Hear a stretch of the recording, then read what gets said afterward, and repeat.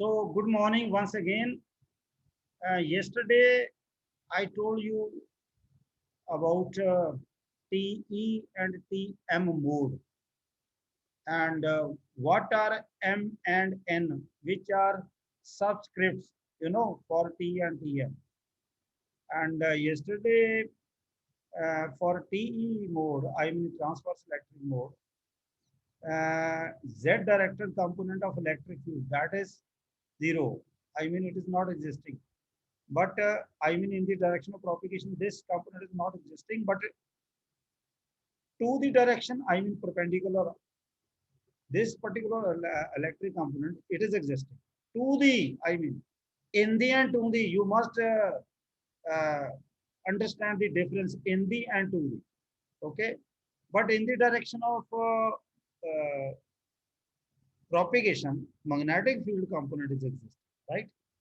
So this is how electric field and magnetic field uh, in the direction of propagation, how it is being shown, you know. Yesterday, in the form of field configuration. Yesterday it has. And moreover, along the guide axis, the and along the guide width, electric field amplitude, it is varying. Fine. Yesterday I told you TM mode in which Z directed component of magnetic field, that is zero. I mean, in the direction of propagation, Z directional component of magnetic field, it is not existing, but to the direction of propagation, I mean perpendicular, it is existing. Of course, electric field component in the direction of propagation, it is existing. And then M and N, what are all those? These are half wave variations. Number of half variations that occur along broader and narrow dimensions of the waveguide. Here M indicates half wave variation, or I can say half wavelength intensity, which are to be established of electric field. In case of TE and in case of TM, it is a magnetic field, half wave variations, okay, across wide dimensions of the waveguide. A, that is M. Similarly, N indicates the again half wave variations of electric and magnetic field across the narrow dimensions of the waveguide. Clear? This is what I told you yesterday. Then radiation pattern, existing pattern, how it is existing, electric and magnetic field in the waveguide, especially rectangular waveguide. This I have shown yesterday. Then we made discussion on dominant mode, where M is equal to 1 and N is equal to 0. And this mode is offering low loss and distortionless transmission in the waveguide. Okay. Then we were talking about T and T more than a rectangular waveguide, but before that, we made discussion on various structure which are supporting electromagnetic waves, especially in the range of microwaves. Clear? So Faraday and Ampere's law we discussed. Uh, um, these two laws gave some relation, and when combining it, it is um, after the combination of they form the single equation, which is solved by the boundary condition imposed by particular structure. If it is meant for coaxial or circular or rectangular wave. So boundary conditions and guiding structures that has to be imposed. So accordingly, these equations based on these two laws, it has to be solved. And this solution indicates what? Configuration, velocity of propagation, relative magnitude, phases of the components of electric and magnetic field present in the region of the guiding structure.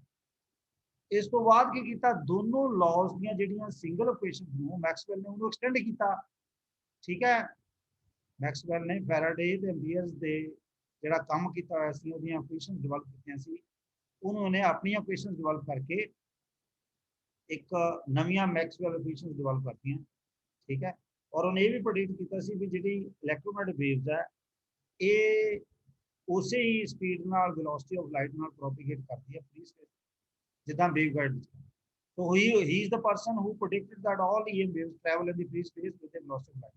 C ਆਪਾਂ ਕਿੱਦਾਂ ਕੱਢੀ ਸੀ 1 ਵਟੇ mu epsilon naught ਦਾ hole under route ਇਥੋਂ calculate ਕਰਕੇ mu naught ਤੇ epsilon naught ਦੀ value ਅਸੀਂ ਪੁੱਟ ਕਰਦੇ ਸੀ ਪਤਾ ਲੱਗ ਗਿਆ ਇਹ ਮੈਂ ਕੱਲ ਤੁਹਾਨੂੰ ਕਰਾਇਆ ਸੀ ਠੀਕ ਹੈ ਔਰ ਅਸੀਂ ਜਦੋਂ ਇਲੈਕਟ੍ਰੋਮੈਗਨੈਟਿਕ ਵੇਵਸ ਦੀ ਗੱਲ ਅਸੀਂ ਕਰਦੇ ਵੀ ਟ੍ਰਾਂਸਵਰਸ ਨੇਚਰ ਹੈ it means electric field and magnetic field both are mutually perpendicular in the direction of propagation. Okay. Or electric and magnetic fields are varying with time and are governed by certain physical laws, which are set by the equations known as Maxwell equation. ਇਹ ਕੱਲ ਆਪਾਂ ਕਰ ਲਿਆ ਸੀ, ਮੈਂ ਜਿਹਨੂੰ review ਕੀਤਾ। ਆ Maxwell equation ਸੀਗੀਆਂ ਤੇ ਆ ਦੇਖੋ z ਡਾਇਰੈਕਸ਼ਨ ਦੇ ਵਿੱਚ radio direction of propagation, broader dimensions of the waveguide, narrow dimensions of the waveguide. ਠੀਕ ਹੈ। ਸੋ ਇਸ ਤਰੀਕੇ ਨਾਲ ਰੈਕਟੈਂਗੂਲਰ ਵੇਵਗਾਈਡ ਦੇ ਵਿੱਚ ਵੇਵਸ ਦੀ ਪ੍ਰੋਪਗੇਸ਼ਨ ਦਿਖਾਈ ਆ। ਆਪਣੇ ਆਪ ਦੇ ਵਿੱਚ ਇੱਕ ਕੰਪਲੀਟ ਵਾਲਸ ਨੇ ਵਿੱਚ ਜਿਹੜਾ ਸਪੇਸ ਹੈ ਉਹਦੇ ਵਿੱਚ ਹੀ ਬਾਉਂਸਿੰਗ ਕਰਕੇ ਜਾਂ ਇਨਰ ਰਿਫਲੈਕਸ਼ਨ ਕਰਕੇ ਜਿਹੜੀ ਵਿੱਚ ਸਪੇਸ ਹੈ ਜਿਹਦੇ ਵਿੱਚ 에ਅਰ ਐਜ਼ ਅ ਡਾਇਰੈਕਟਰ ਉਹ ਇਹਨੂੰ ਮਾਈਕ੍ਰੋਵੇਵ ਜਿਹੜੀਆਂ ਆਸੋਲੇਸ਼ਨਸ ਆ ਜਾਂ ਇਨ the form of electric and magnetic field ਉਹਨੂੰ ਸਪੋਰਟ ਕਰ। ਠੀਕ ਹੈ। ਜਿਹੜੀਆਂ ਮੈਕਸਵੈਲ ਨੇ ਇਕੁਏਸ਼ਨ ਡਿਵੈਲਪ ਕੀਤੀਆਂ ਸੀ ਮੈਥਮੈਟੀਕਲ, ਉਸ ਫੈਰਾਡੇ ਤੇ ਐਂਪੀਅਰਸ ਲਾ ਦੀ ਇਕੁਏਸ਼ਨ ਨੂੰ ਸੋਲਵ ਕਰਨ ਤੋਂ ਬਾਅਦ ਉਹ ਚਾਰ ਕੱਲ ਆਪਾਂ ਦੇਖੀਆਂ ਸੀ। Electric field component in the form of in X direction and Y direction, ਤੇ ਨਾਲ ਤੁਸੀਂ ਦੇਖੋ z directed component of electric field and magnetic field, z directed component of electric field and magnetic field। ठीक है। z directed पर differentiation भी देखना नाल मोरे ਇਹਦੇ ਪੈਰਾਮੀਟਰ ਤੇ ਉਹਦੇ ਵਿੱਚ ਇਹ ਕੱਲ ਆਪਾਂ ਕੀਤਾ ਸੀ ਇਦਾਂ ਹੀ hx ਤੇ hy ਦੀ ਗੱਲ। ਇੱਥੇ ਫਿਰ ਆਪਾਂ ਦੇਖੀ ਸੀ ਟਰਮ h ਸਕੁਅਰ ਜਿਹੜਾ gamma square plus mu square sorry omega square into mu epsilon C, ਜਿੱਥੇ ਗਾਮਾ ਕੀ ਹੈ ਪ੍ਰੋਪਗੇਸ਼ਨ ਕਾਂਸਟੈਂਟ ਸੀ और प्रोपगेशन कांस्टेंट जो है वो अल्फा प्लस जे बीटा होंगे, अल्फा जो अटेन्यूएशन कांस्टेंट है, बीटा फेज कांस्टेंट। ठीक है। और ओमेगा जो है वो angular frequency of excitation source है। ठीक है। ਜਿਹੜੀ ਜਿਹੜਾ ਸਿਗਨਲ ਹੈ ਜਿਹਦੇ ਨਾਲ ਅਸੀਂ ਇਹਨੂੰ એનર્ਜਾਈਜ਼ ਕੀਤਾ ਵੇਵਗਾਈਡ ਨੂੰ, ਔਰ ਇਹ 2πf ਦੇ ਬਰਾਬਰ ਹੁੰਦਾ। ਕੱਲਾ ਮਿਊ ਪਰਮੇਬਿਲਿਟੀ ਆ, ਇਹਦਾ ਰਿਲੇਸ਼ਨ ਮਿਊ ਨਾਟ ਤੇ ਮਿਊ ਆਰ ਦੇ ਨਾਲ ਹੁੰਦਾ, ਤੇ ਜਿਹੜਾ ਮਿਊ ਆ ਮਿਊ ਨਾਟ ਹੈ ਐਬਸੋਲੂਟ ਪਰਮੇਬਿਲਿਟੀ ਦੇ ਫ੍ਰੀ ਸਪੇਸ ਹੈ ਜਿਹਦੀ ਵੈਲਿਊ ਆਪਾਂ 4π × 10⁻⁷ ਹੈਨਰੀ ਪਰ ਮੀਟਰ ਆਪਾਂ ਉੱਪਰ ਦੇਖੀ ਆ। ਮਿਊ ਆਰ ਜਿਹੜੀ ਰਿਲੇਟਿਵ ਪਰਮੇਬਿਲਿਟੀ ਹੈ। ਇਦਾਂ ਜਿਹੜੀ ਐਪਸਿਲੋਨ ਹੈ ਇਹ ਪਰਮਿਟਿਵਿਟੀ ਆਫ ਦੀ ਮੀਡੀਅਮ ਹੈ। ਇਹਦਾ ਰਿਲੇਸ਼ਨ ਜਿਹੜਾ ਐਪਸਿਲੋਨ ਨਾਟ ਇਨਟੂ ਐਪਸਿਲੋਨ ਆਰ ਹੈ, ਇਹ ਪਰਮਿਟਿਵਿਟੀ ਐਪਸਿਲੋਨ ਨਾਟ ਜਿਹੜੀ ਉਹ ਪਰਮਿਟਿਵਿਟੀ ਆਫ ਦੀ ਫ੍ਰੀ ਸਪੇਸ ਹੈ ਜਿਹਦੀ ਵੈਲਿਊ 8.854 × 10⁻34 ਹੈ ਨਾ ਫੈਰਡ ਪਰ ਮੀਟਰ। ਕਲੀਅਰ ਨਾ, ਇਹ ਕੱਲ ਦੱਸਿਆ ਸੀ। ਤੇ ਐਪਸਿਲੋਨ ਆਰ ਜਿਹੜੀ ਹੈ ਉਹ ਰਿਲੇਟਿਵ ਪਰਮਿਟਿਵਿਟੀ। ਜਿਹੜੇ ਇੱਥੇ EX, EY, HX, HY ਹੈ ਜਿਹੜੇ ਇਲੈਕਟ੍ਰਿਕ ਤੇ ਮੈਗਨੈਟਿਕ ਫੀਲਡ ਕੰਪੋਨੈਂਟਸ ਨੇ XY ਡਾਇਰੈਕਸ਼ਨ ਦੇ ਵਿੱਚ।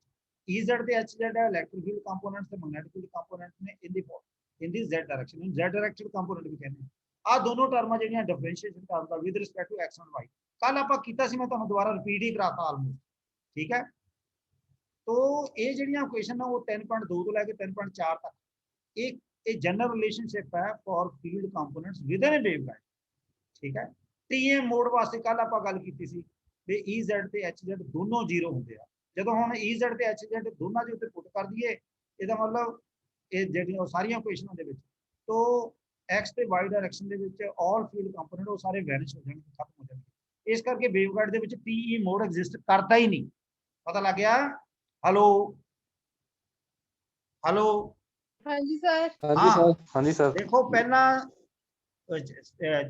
5 ਬੱਚੇ ਸੀ, 6 ਬੱਚੇ ਸੀ, ਹੁਣ 5 ਰਹਿ ਗਏ। ਠੀਕ ਨਹੀਂ? ਹੁਣ ਕੌਣ ਵਿੱਚੋਂ ਚਲਾ ਗਿਆ ਦੇਖਦੇ ਆ ਤੁਸੀਂ। ਨਾ ਉਹ ਜੁੜਿਆ ਮਾਨਵ ਕੱਲਾ, ਨਾ 2-3 ਬੱਚੇ ਹੋਰ ਜੁੜੇ, ਸਾਹਿਲ, ਫਰਜ਼ਾਨ। ਸਰ ਮਾਨਵ ਆਇਆ ਸੀਗਾ। ਹੈ ਮਾਨਵ ਆਇਆ ਸੀ ਸਰ। ਤੁਹਾਡਾ ਹੀ ਲਾਸ ਹੈ ਬੇਟੇ, ਤੁਹਾਡਾ ਹੀ ਲਾਸ, ਮੈਨੂੰ ਕੋਈ ਪ੍ਰੋਬਲਮ ਨਹੀਂ, ਤੁਹਾਡਾ ਹੀ ਲਾਸ ਹੈ। ਹੁਣ ਆਪਾਂ ਗੱਲ ਕਰਾਂਗੇ TM ਮੋਡ ਦੇ ਰੈਕਟੈਂਗੂਲਰ ਵੇਵਗਾਈਡ। TM ਮੋਡ ਜਿਹੜਾ ਉਹ ਰੈਕਟੈਂਗੂਲਰ ਵੇਵਗਾਈਡ ਦੇ ਵਿੱਚ ਹੈ। ਠੀਕ ਹੈ। ਜਿਹੜਾ TM ਮੋਡ ਆ ਇਹਦੇ ਵਿੱਚ ਮੈਂ ਪਹਿਲਾਂ ਹੀ ਦੱਸਿਆ ਸੀ ਵੀ ਜਿਹੜਾ Z directed component magnetic field ਆ ਉਹ 0 ਆ, ਪਰ AC ਡਾਇਰੈਕਸ਼ਨ ਦੇ ਵਿੱਚ ਇਲੈਕਟ੍ਰਿਕ ਫੀਲਡ ਕੰਪੋਨੈਂਟ 0 ਨਹੀਂ ਹੈ। ਠੀਕ ਹੈ ਨਾ।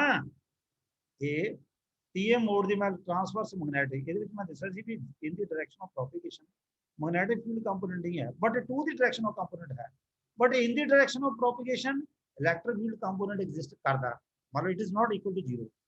ਆਪਾਂ ਇਹ ਦੋਨੋਂ ਰਿਲੇਸ਼ਨ ਪਿੱਛੇ ਪੁੱਟ ਕਰ ਦਈਏ ਜਿਹੜੀਆਂ ਚਾਰ ਇਕੁਏਸ਼ਨ ਆਪਾਂ ਹੁਣੇ ਆਪਾਂ ਦੇਖ ਕੇ ਹਟੇ। ਉੱਥੇ HZ 0 ਪਰ EZ 0 ਨਹੀਂ ਹੈ, EZ 0 ਨਹੀਂ। ਠੀਕ ਹੈ ਨਹੀਂ। Maxwell which have been developed after applying boundary condition. ਹੁਣ ਜਿਹੜਾ ਮੈਕਸਵੈਲ ਨੇ ਆ ਦੇਖੋ ਥੋੜੀ ਜਿਹੀ ਰਿਲੇਸ਼ਨ ਦੇਖਣਾ ਯਾਦ ਕਰਨੇ ਕਰ ਲਿਓ। ਤੇ EZ ਜਿਹੜਾ ਉਹਨੇ ਕੱਢਿਆ ਉਹ ਇਦਾਂ ਆ C ਸਮਾਲ ਹੈ sin m ਪਾਈ ਬਟੇ b, ਇਹਨੂੰ ਬ੍ਰੈਕਟ ਲਾ ਕੇ x ਫਿਰ sin ਨਾਲ n ਪਾਈ ਬਟੇ b ਆ y e ਦੀ power j omega t minus gamma z, ठीक है। And the field components in the x and y directions are given by, देखो h z ਜਿਹੜਾ ਆ ਇਹ ਪਿੱਛੇ 0 ਪੁੱਟ ਕਰ ਦੇਣਾ है ना, ਇਹਦਾ मतलब ਆ ਦੇਖੋ ਆਪਾਂ ਪਿਛਲੀ ਪਹਿਲੀ ਇਕੁਏਸ਼ਨ ਲੈ ਲਈ, ਆ ਦੇਖੋ ਆ ਲਈ ਸੀ ਇੱਥੇ ਆ ਟਰਮ ਦਾ 0 ਹੋ ਗਈ, h z 0 ਹੋ ਗਿਆ ਨਾ, ਤਾਂ ਪਹਿਲੀ ਐਗਜ਼ਿਸਟ ਕਰੇਗੀ। ਸੋ e z ਕੀ ਆ ਸਾਡਾ ਆ ਜਿਹੜੀ ਚੀਜ਼ ਆ ਅਸੀਂ ਇਹਦਾ मतलब ਇਹਨੂੰ with respect to x differentiate ਕਰਨਾ ਤੇ ਮੋਰੇ ਆ ਟਰਮ ਰਹੇਗੀ ਮਾਈਨਸ ਗਾਮਾ ਬਟੇ h ਸਕੁਆਰ, ਇੱਥੇ ਸਕੁਆਰ ਕੱਟਿਆ ਇਹ ਕੱਟ ਦੇਣਾ, ਇਸ ਕਰਕੇ ਕਰੈਕਸ਼ਨ ਕੀਤੀ ਹੈ। c ਜਿਹੜੀ ਆ ਸਮਾਲ ਹੈ, ਪਤਾ ਲੱਗ ਗਿਆ। ਇਟ ਮੀਨਸ ਆ e z ਜਿਹੜੀ ਆ ਉਹ ਆ ਰਿਲੇਸ਼ਨ ਹੈ, c ਕਾਂਸਟੈਂਟ ਆ, ਇਹਨੂੰ ਇੱਕ ਪਾਸੇ ਰੱਖ ਲਿਆ, ਜਿਹੜਾ ਬਾਕੀ ਫੰਕਸ਼ਨ ਹੈ ਜਿੱਥੇ x ਆਉਂਦਾ ਇਹਦਾ मतलब ਆ ਵਿਦ ਰਿਸਪੈਕਟ ਟੂ x ਇਹ ਚੀਜ਼ ਡਿਫਰੈਂਸ਼ੀਏਟ ਹੋ ਜਾਣੀ, ਥੱਲੇ ਪੈ ਗਈ, ਆ ਦੇਖ ਲਓ। ਸੋ m ਪਾਈ, ਹਾਂਜੀ ਸਰ, ਠੀਕ ਹੈ, ਇਹ cos मतलब डिफरेंशिएशन करने तो बाद आ चीज बन, ठीक है। इस तरीके ना E why they which put कर देना, क्योंकि पिछे मैं जिहड़ियां इक्वेशनां दिखा लईआं ते आपां एच जेड 0 पुट कर देना पिछे, फिर आ देखो इहदे विच आ देखो ई एक्स दे विच आ एच जेड इत्थों 0 होगा, इत्थे 0 होगा, इत्थे ई वाई दा मतलब आ सेकंड टर्म 0 हो गई, आ निकल जानी है। हुण जिहड़ा इहदा मतलब ई जेड कंपोनेंट जिहड़ी आपां वैल्यू कड्ढी आ ओनू with respect to Y differentiate, समझ आ गई, ठीक है। इदा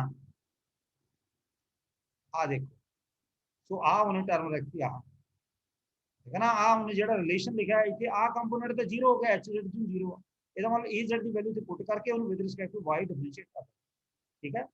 तो e y ਦੀ वैल्यू ਨਿਕਲ ਜਾਏਗੀ, ਉਹ ਆ ਰਿਲੇਸ਼ਨ ਆ ਗਿਆ।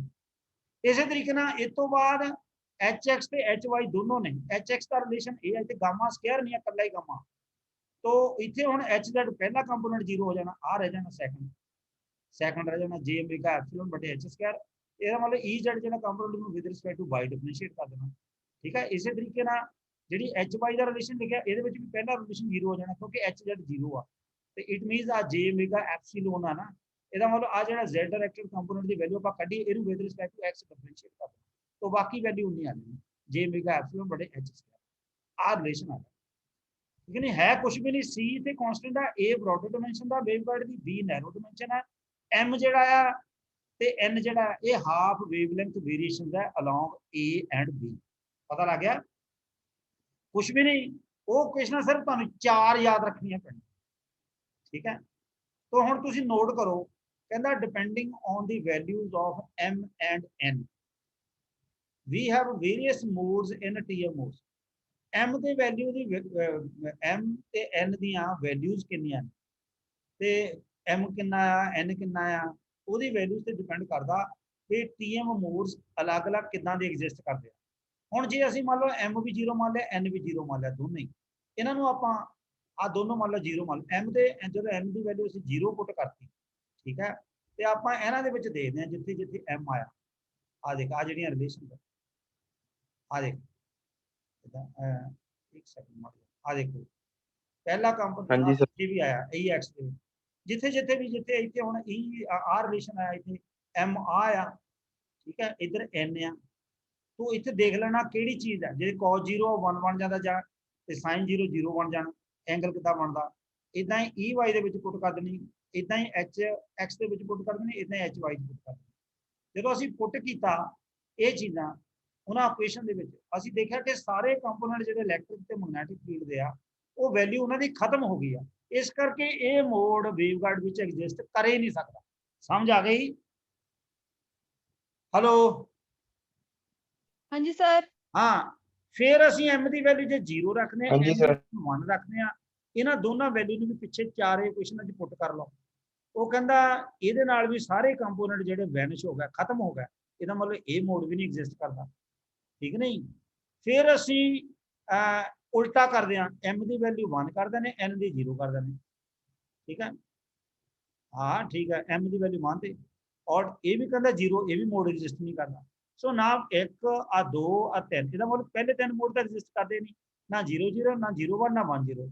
हुण अगे आ जाने जो m भी 1 है तो n भी 1 है, तो कहते जो ये मोड आ ਇਹਦੇ ਨਾਲ ਚਾਰੋਂ ਕੰਪੋਨੈਂਟਸ ਕਿਹਦੇ ਇਲੈਕਟ੍ਰਿਕ ਫੀਲਡ ਤੇ ਮੈਗਨੈਟਿਕ ਫੀਲਡ ਉਹ ਐਗਜ਼ਿਸਟ ਕਰਦੇ ਆ। अब समझ आ गई? हाँ हाँ जी जी सर। सर। ਇਹਦਾ ਮਤਲਬ हाँ जी EX, sir. EY, HX, XY ਉਹਨਾਂ ਦੀਆਂ ਕੋਈ ਵੈਲਿਊਜ਼ ਹੋਣਗੀ। ਠੀਕ ਹੈ, ਇਹਦਾ ਮਤਲਬ ਸਿਰ TM ਮੋਡ ਦੇ ਵਿੱਚ ਇਕੱਲਾ ਆਹ ਹੀ ਮੋਡ ਐਗਜ਼ਿਸਟ ਕਰਦਾ, ਬਾਕੀ ਆ ਤਿੰਨ ਮੋਡ ਐਗਜ਼ਿਸਟ ਕਰਦੇ ਨਹੀਂ। ਇਹ ਤਾਂ ਸਿਰਫ 0 0 1 1 0 ਤੇ 1 1, ਪਰ ਹਾਇਰ ਆਰਡਰ ਮੋਡ ਕੀ ਆ? ਮੰਨ ਲਓ M2 ਆ ਜਾਂ N2 ਆ ਜਾਂ M3 ਆ ਜਾਂ N3 ਆ, ਐਦਾਂ ਕਰਕੇ। ਹੁਣ ਅੱਗੇ ਪੁੱਛਿਆ, ਕਹਿੰਦਾ for all higher values of M and N all higher modes do exist। अब समझ आ गई? हेलो, हाँ जी सर। ਹਾਇਰ ਮੋਡ ਐਗਜ਼ਿਸਟ ਕਰਦੇ ਆ। ਇਹਦਾ ਮਤਲਬ ਇਹਨਾਂ ਚਾਰਾਂ ਚੋਂ ਸਿਰਫ ਆਹੀ ਮੋਡ ਐਗਜ਼ਿਸਟ ਕਰਦਾ। ਕਾਹਦੇ ਵਿੱਚ? ਟਰਾਂਸਵਰਸ ਮੈਗਨੇਟ ਦੇ, ਪਤਾ ਲੱਗ ਗਿਆ, ਮੈਗਨੈਟਿਕ ਦੇ ਵਿੱਚ। ਯਾਨੀ TM ਮੋਡ ਦੇ ਵਿੱਚ ਸਿਰਫ A ਮੋਡ ਐਗਜ਼ਿਸਟ ਕਰਦਾ। ਕਲੀਅਰ? ਕਲੀਅਰ? हेलो, हाँ जी सर। हाँ जी सर। ਹੁਣ ਆਪਾਂ ਗੱਲ ਕਰਦੇ ਆ ਜਿਹੜਾ TE ਮੋਡ ਹੈ ਰੈਕਟੈਂਗੂਲਰ ਵੇਵਗਾਈਡ ਦੇ ਵਿੱਚ। T ਮੋਡ ਦੇ ਵਿੱਚ ਕੀ ਹੈ? Z ਡਾਇਰੈਕਟਡ ਕੰਪੋਨੈਂਟ 0 ਆ, पर Z डायरेक्टेड कंपोनेंट मतलब कहना भी इन the direction of propagation electric field component नहीं है, बट टू द डायरेक्शन है, मतलब परपेंडिकुलरली है, पर इस डायरेक्शन दे विच मैग्नेटिक फील्ड ਤਾਂ ਐਗਜ਼ਿਸਟ ਕਰਦਾ ਹੀ ਹੈ ਨਾ।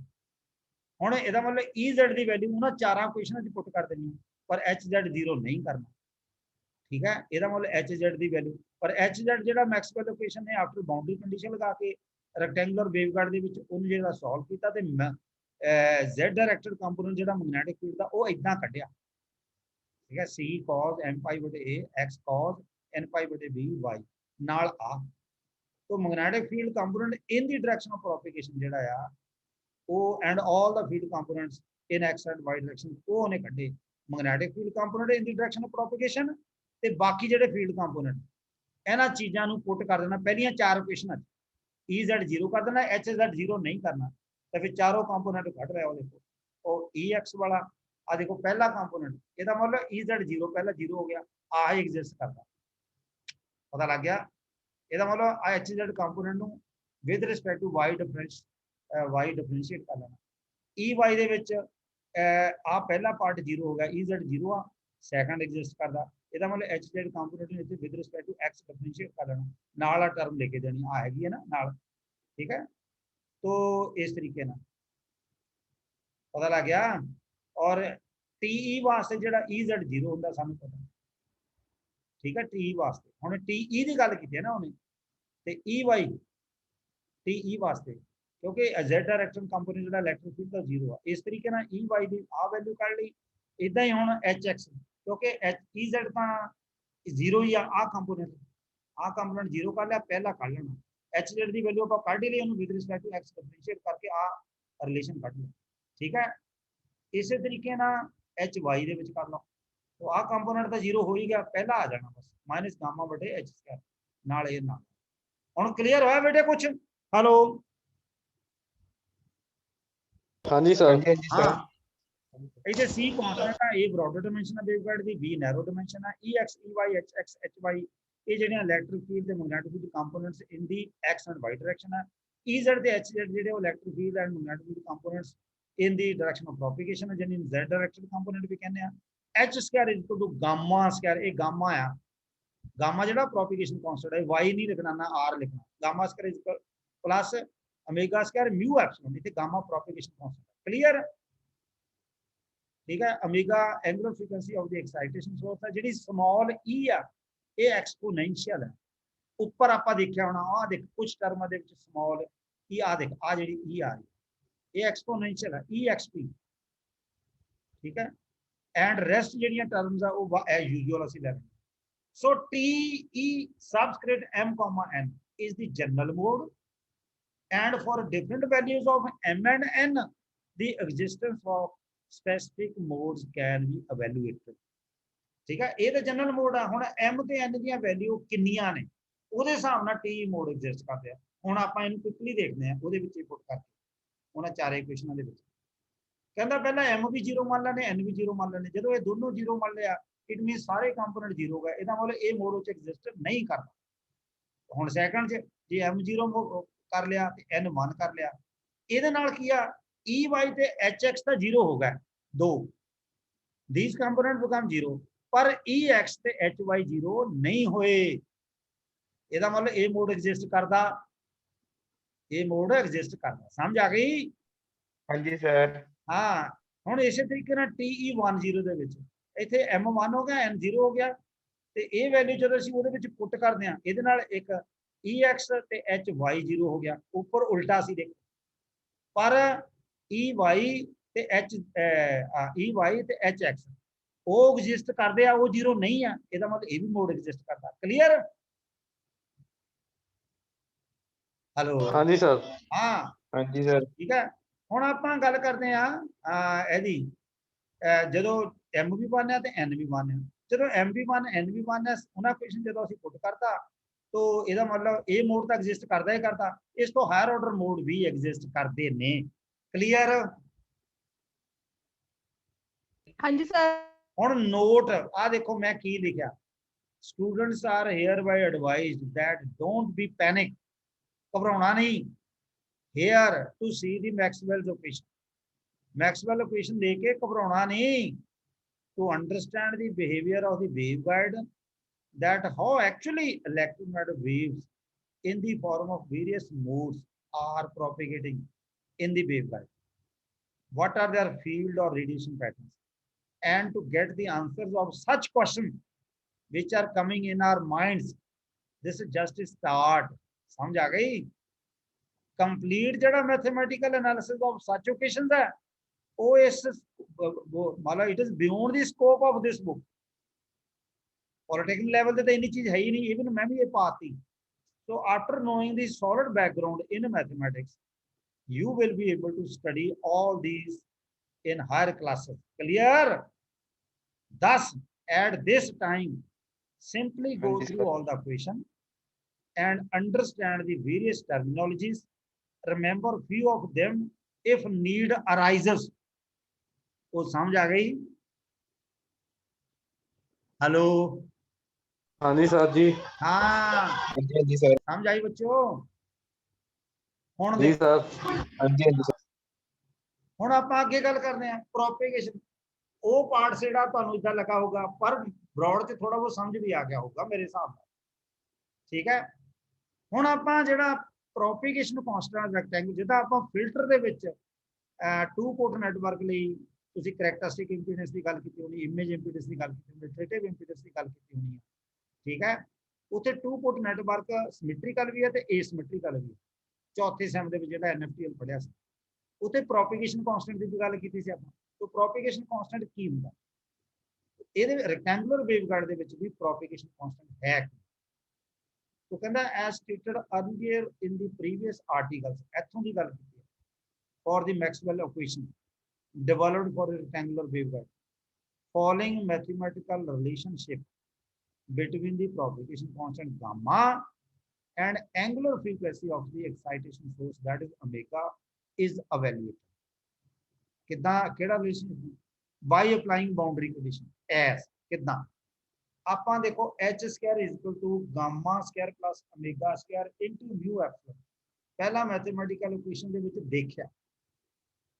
ਹੁਣ ਆਪਾਂ ਇਹਨੂੰ ਮੜ ਜਾ ਥੋੜਾ ਜਿਹਾ ਹੋਰ ਈਜ਼ੀਲੀ ਸੋਲਵ ਕਰਦੇ ਹਾਂ। ਆਪਾਂ ਮੰਨ ਲੈਣੇ ਵੀ ਇਹ relation a square plus b square ਦੇ ਬਰਾਬਰ ਹੈ। ਠੀਕ ਹੈ। ਇੱਥੇ a ਇਕੱਲਾ ਉਹ m ਪਾਈ ਬਟੇ a ਹੈ, ਜਿਹਦਾ ਇਹਦਾ ਸਕੁਆਇਰ ਕਰਤਾ ਵੇ ਇਹਦਾ ਵੀ ਕਰਤਾ। ਜਿਹੜੀ b ਆ ਉਹ n ਪਾਈ ਬਟੇ b, ਆਪਾਂ ਉਹਨਾਂ ਇਕੁਏਸ਼ਨ ਨੇ ਦੇਖਿਆ ਸੀ ਨਾ, ਇਹਦਾ ਵੀ ਸਕੁਆਇਰ ਕਰਤਾ। a ਦੇ ਵੈਲਿਊ ਤੇ b ਦੀ ਵੈਲਿਊ ਆ ਹੈ। ਠੀਕ ਹੈ। ਅੱਗੇ ਚੱਲਦੇ ਹਾਂ। ਔਰ ਜਿਹੜੇ a ਤੇ b ਆ ਉਹ ਅਸੀਂ ਇਹ ਕਾਂਸਟੈਂਟਸ ਹੈ and evaluated after applying boundary condition. Okay. Omega angular frequency excitation.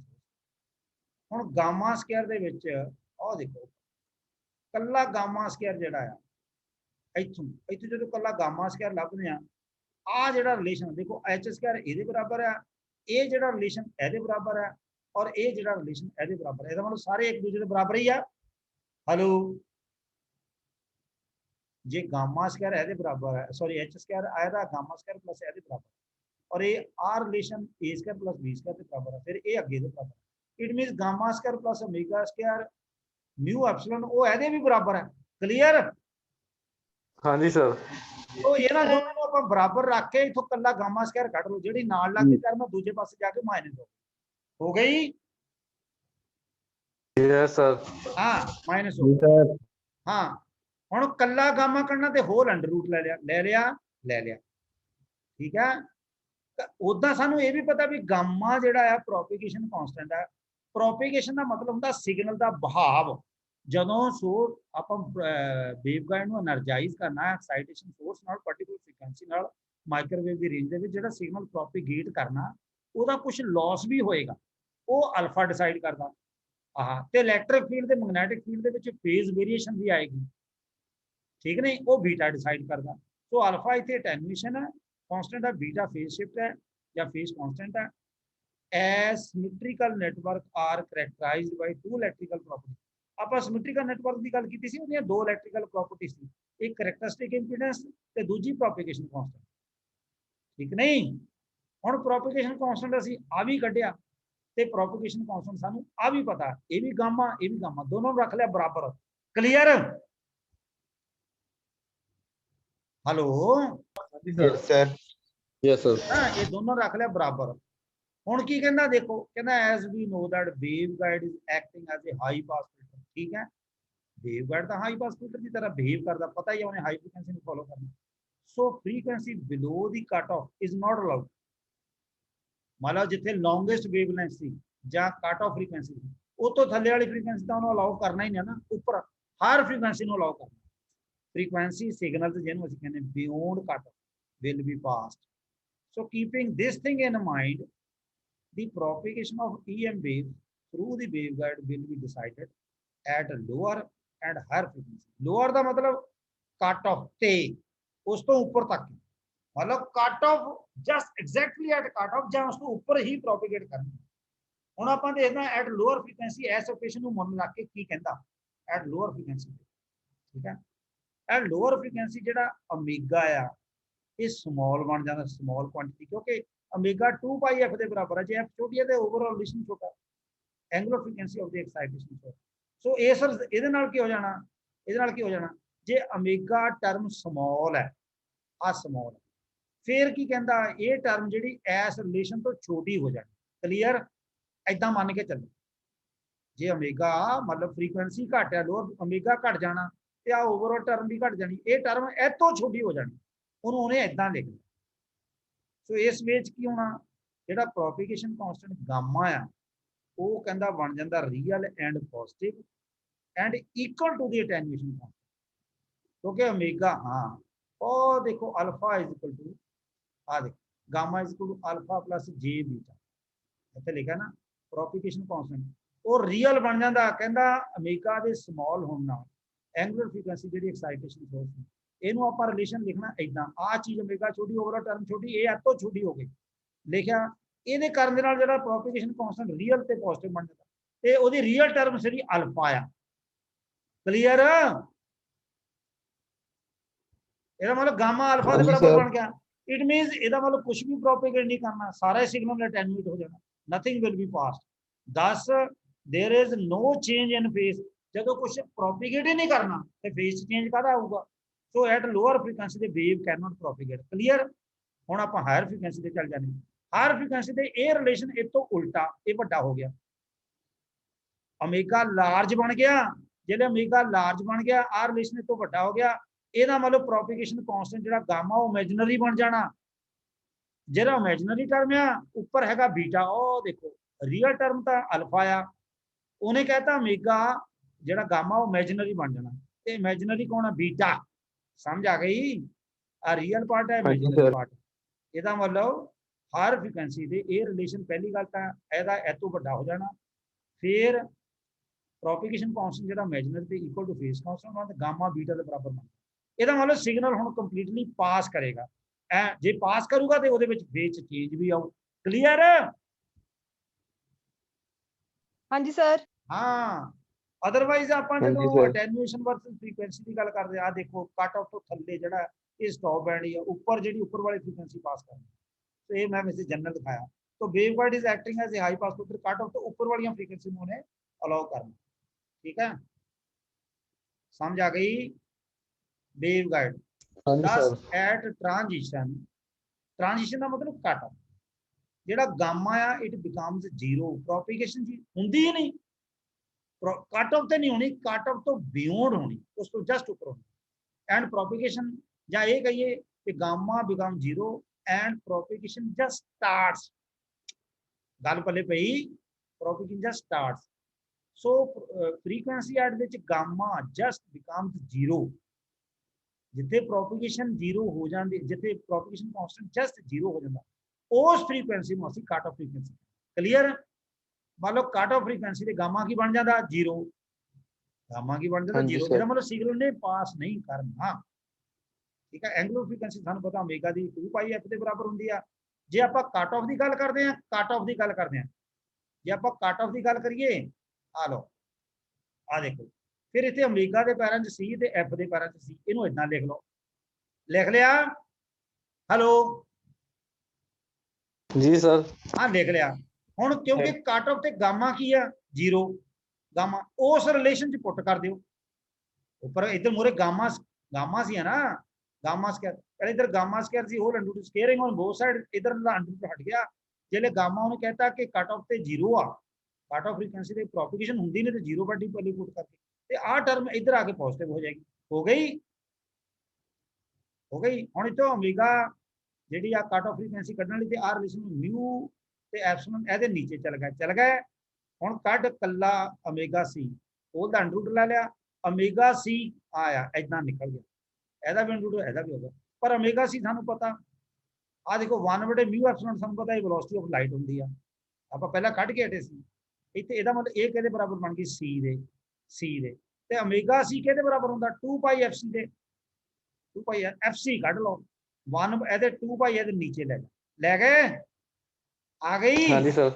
ਹਾਂ हाँ जी सर। ਜਦੋਂ 2 ਪਾਈ ਇਹਦੇ ਨੀਚੇ ਆ ਗਈ ਤੇ ਸੀ ਦੀ ਵੈਲਿਊ ਕਿੰਨੀ ਹੁੰਦੀ ਸਾਨੂੰ ਪਤਾ, ਸੀ ਹੁੰਦੀ ਆ ਦੇਖੋ ਇਹਨੂੰ, ਸੀ ਕਿੰਨੀ ਹੁੰਦੀ ਆ, ਆ ਕੱਲੀ ਇੱਧਰ ਦੇਖੋ ਇੱਥੇ m ਪਾਈ ਸਕੁਆਇਰ ਬਟੇ a ਸਕੁਆਇਰ ਪਲੱਸ n, ਇਹਦੇ ਵਿੱਚੋਂ ਪਾਈ ਸਕੁਆਇਰ ਕਾਮਨ ਕੱਢ ਲਓ ਤੇ ਬਾਹਰ ਆ ਕੇ ਉਹ ਕੱਲੀ ਪਾਈ ਹੋ ਜਾਣੀ, ਉਹ ਪਾਈ ਨਾਲ ਪਾਈ ਕੱਟ ਗਈ, ਪਾਈ ਨਾਲ ਪਾਈ ਕੱਟ ਗਈ, ਸਮਝ ਆ ਗਈ? c ਕਿੰਨੀ velocity of light 3 × 10⁸ metre per second, 3 ਨੂੰ 2 ਨਾਲ ਵੰਡ ਲਓ, ਆ ਦੇ c ਦੀ ਵੈਲਿਊ ਇੰਨੀ, 2 ਨਾਲ ਵੰਡ ਲਿਓ 1.5 ਰਹਿ ਗਈ, ਸਮਝ ਆ ਗਈ? तो कट ऑफ फ्रीक्वेंसी एनी ਹੁੰਦੀ ਆ, ਆ ਦੇਖ ਲਓ ਉਹ ਪੱਲੇ ਪਈ ਆ ਬੱਚੋ। हाँ जी सर। हाँ कट ऑफ फ्रीक्वेंसी स्टैंडर्ड है, देखो इथे एफसी ਜਿਹੜੀ ਹੈ lower cut of frequency hurts ਹੈ, ਏ ਦੇ ਬੀ ਕੇ ਨੇ, ਵੇਵਗਾਈਡ ਦੇ ਬ੍ਰੌਡਰ ਡਾਇਮੈਂਸ਼ਨ, ਆ ਬ੍ਰੌਡਰ ਡਾਇਮੈਂਸ਼ਨ ਦਾ, ਨੈਰੋ ਡਾਇਮੈਂਸ਼ਨ ਦਾ, ਇਹਨੂੰ ਅਸੀਂ ਮੀਟਰ ਮੇਅਰ ਕਰਦੇ ਹਾਂ। ਐਮ ਤੇ ਐਨ ਕੀ ਨੇ, ਇਹ ਹਾਫ ਵੇਵਲੈਂਥ ਵੇਰੀਏਸ਼ਨ ਦਾ ਇੰਡੀਕੇਟ ਕੀ ਕਰਦੇ ਆ, particular mode of a waveguide. ठीक है, कट ऑफ वेवलेंथ किदा कढनी है, cut off wave, cut off सानू इन्ना पता भी wavelength lambda equal to c बटे f ਹੁੰਦਾ। चलो कट ऑफ की गल करनी है, ਇਹਦੇ ਪੈਰਾਂ 'ਚ ਵੀ c ਲਿਖਦੇ, f ਦੇ ਪੈਰਾਂ 'ਚ ਵੀ c ਲਿਖਦੇ, ਲਿਖਤੀ है ना, आ देखो c बटे f c, पता लग गया? हाँ जी सर। हाँ हाँ ਹੁਣ जी सर। fc ਦੀ ਵੈਲਿਊ ਆਪਾਂ ਉੱਪਰ ਵਾਲੀ ਪੁੱਟ ਕਰ ਦੇਣੀ, ਆ ਦੇਖ, ਆ ਦੇਖ ਇਹ ਕਿੰਨੀ ਸੀਗੀ, ਆ ਦੇਖ ਇਹ ਸੀ, ਆ ਸੀ c ਬਟੇ 2, ਆ ਇਹਨੂੰ ਉੱਥੇ ਪੁੱਟ ਕਰਦੇ, ਇਹ 2 ਉੱਪਰ ਚੱਲ ਜਾਣਾ, c ਉੱਪਰ ਜਾਣੀ, ਆ ਰਕਮ ਉਲਟ ਜਾਣੀ, ਆ ਦੇਖ ਲਓ, ਉਹ ਦੇਖ ਉਲਟਾਤੀ ਇਦਾਂ, ਉਲਟਾਉਣ ਦਾ ਮਤਲਬ 1 ਬਟੇ ਇਦਾਂ, ਇਹ ਤੋਂ c ਨਾਲ c ਕੱਟ ਗਈ, ਆਹ 2 ਰਹਿ ਗਿਆ, ਸੋ 2 ਬਟੇ ਆ ਟਰਮ। ਕਲੀਅਰ? ਹੈਲੋ हाँ जी सर। ਹੁਣ हाँ जी ਇਹਨੂੰ सर। ਇਹਨੂੰ ਇਸ ਰਿਲੇਸ਼ਨ ਨੂੰ m ਸਕੁਆਇਰ ਬਟੇ a square plus n square ਬਟੇ b ਸਕੁਆਇਰ ਇਦਾਂ ਸੁਣ, ਉਹ इंटरनेट अनस्टेबल। हाँ बच्चों सुन रहे हैं? हाँ हाँ जी इस सर। तरीके नाल आ हुण m ਦੇ ਪੈਰਾਂ ਦੇ ਵਿੱਚ ਲੈਮਡਾ c ਦੇ ਪੈਰਾਂ 'ਚ m, n ਪਾਓ, ਇਹ 2 ਇਹਦਾ ਥੱਲੇ a square plus b Square ਜਿਹੜਾ ਇਹ ਉੱਪਰ ਚਲਾ ਗਿਆ, ਕਿਉਂਕਿ ਅੰਡਰ ਰੂਟ ਆ ਉਹ ਕੱਟ ਗਿਆ, a ਸਕੁਆਇਰ ਨਾਲ ਕੱਲਾ a ਰਹਿ ਗਿਆ, b ਸਕੁਆਇਰ ਨਾਲ ਕੱਲਾ b ਰਹਿ ਗਿਆ। ਜਦੋਂ ਇਹਨੂੰ ਆਪਾਂ ਕੈਲਕੂਲੇਟ ਕਰਨਾ, m ਸਕੁਆਇਰ ਬਟੇ a square plus n square ਬਟੇ b ਸਕੁਆਇਰ, ਥੱਲੇ a square b square LCM ਆ ਗਿਆ, ऊपर b स्क्वायर n गुणा हो गया, n a स्क्वायर n गुणा हो गया, ते ए भी एलसीएम वो कट गए, आ देखो ते जेड़ा थल्ले a स्क्वायर b स्क्वायर ऊपर चला गया, समझ आ गई? आ कट ऑफ वेवलेंथ है। हुण इत्थे कोई भी m ते n दी वैल्यू पुट करोगे ते पर्टिकुलर मोड दी कट ऑफ फ्रीक्वेंसी निकलदी जाऊ, समझ आ गई? और देखो आ रिलेशन बन गया, आ लो ਹੁਣ ਮੰਨ ਲਓ ਅਸੀਂ ਡੋਮੀਨੇਟ ਮੋਡ ਪੁੱਟ ਕਰਦੇ ਆ, m ਦੀ ਵੈਲਿਊ ਮੈਂ 0 ਪੁੱਟ ਕਰਦੀ, m ਦੀ ਵੈਲਿਊ 1 ਕੀਤੀ, n ਦੀ ਵੈਲਿਊ 0 ਪੁੱਟ ਕਰਦੀ, ਤੇ ਆ ਦੇਖੋ ਕੱਟ ਆਫ ਫ੍ਰੀਕੁਐਂਸੀ ਇਹਲੇ ਆ ਨਿਕਲ ਆ ਲਓ, ਆਹ ਦੇਖੋ ਇਹਦੇ ਵਿੱਚ m ਦੀ ਵੈਲਿਊ 0 1 ਆ ਰਿਲੇਸ਼ਨ ਇਹਦੀ 0 ਆ ਐਗਜ਼ਿਸਟ ਆ ਨਹੀਂ ਕਰਨਾ, m1 n0 तो आ तो किया ही नहीं, चलो m1 ਦਾ 1 ਦਾ ਸਕੁਆਇਰ 1 ही हो गया, थले a ਸਕੁਆਇਰ ਕੱਲਾ a रह गया, a ਸਕੁਆਇਰ ऊपर वो कट गया, a ऊपर चला गया, देखो m ਦੀ वैल्यू 1 हो गई, 1 ਦਾ ਸਕੁਆਇਰ 1 होगा, थले a ਸਕੁਆਇਰ रह गया, a ਸਕੁਆਇਰ ਦੇ ऊपर आ होल अंडू का ਕੱਲਾ a रह गया, तो 2/1/a ऊपर चला गया, क्लियर? हाँ जी सर। हाँ और देखो, सो कट ऑफ वेवलेंथ कितनी 2a हो गई, ਇਹਦਾ ਮਤਲਬ ਡੋਮੀਨੇਟ ਮੋਡ ਵਾਸਤੇ ਜਿਹੜੀ ਵੇਵਲੈਂਥ ਹੈ, ਡੋਮੀਨੇਟ ਮੋਡ ਨੂੰ ਆ ਕਹਿੰਦੇ ਆ, ਜਿੱਥੇ m ਦੀ ਵੈਲਿਊ 1 ਤੇ n ਦੀ ਵੈਲਿਊ 0, ਇਹ ਡੋਮੀਨੇਟ ਮੋਡ ਹੋ ਗਿਆ, ਇਹਦੇ ਲਈ ਕੱਟ ਆਫ ਵੇਵਲੈਂਥ ਕਿੰਨੀ ਹੁੰਦੀ n 2a। ਹੁਣ ਆ ਦੇਖੋ ਹਾਂ ਯੈਸ, ਹੁਣ ਜਿਸ ਲਈ ਆਪਾਂ ਅਲੱਗ-ਅਲੱਗ ਰੈਕਟੈਂਗੂਲਰ ਵੇਵਗਾਈਡ ਦੇ ਵਿੱਚ ਜਿੰਨੇ ਵੀ ਮੋਡ ਐਗਜ਼ਿਸਟ ਕਰਦੇ ਆ, ਸਾਰਿਆਂ ਦੀ ਕੱਟ ਆਫ ਵੇਵਲੈਂਥ ਅਲੱਗ ਆ, ਆਪਾਂ ਇਹਦੀ ਤਾਂ ਕੱਢ ਲਈ ਆਹ, ਤੇ ਜੇ 1 ਦੀ ਕੱਢੀ m1 n1 TE ਤੇ TM ਵਾਸਤੇ m1 ਤੇ n1 ਉੱਥੇ ਪੁੱਟ ਕਰ ਦਿਓ, ਉਹ ਆ ਨਿਕਲ ਜਾਏਗੀ, ਸਮਝ ਆ ਗਈ? ਹੁਣ m ਦੀ ਵੈਲਿਊ 2 ਤੇ n ਦੀ ਵੈਲਿਊ 0 ਪੁੱਟ ਕਰੇ, ਉਹ ਆ ਨਿਕਲ ਜਾਏਗੀ, ਇਦਾਂ ਹੀ m ਦੀ ਵੈਲਿਊ 0 ਤੇ n ਦੀ ਵੈਲਿਊ 1, ਉਹ 2 ਵੀ ਆ ਜਾਏਗੀ, ਇਦਾਂ ਹੀ ਆ ਜਨਰਲ ਹੋ ਗਈ, TE ਵਾਸਤੇ TE m, n ਵਾਸਤੇ ਵੀ, ਤੇ TE ਸਬਸਕ੍ਰਿਪਟ m, n ਵਾਸਤੇ, ਸਮਝ ਆ ਗਈ?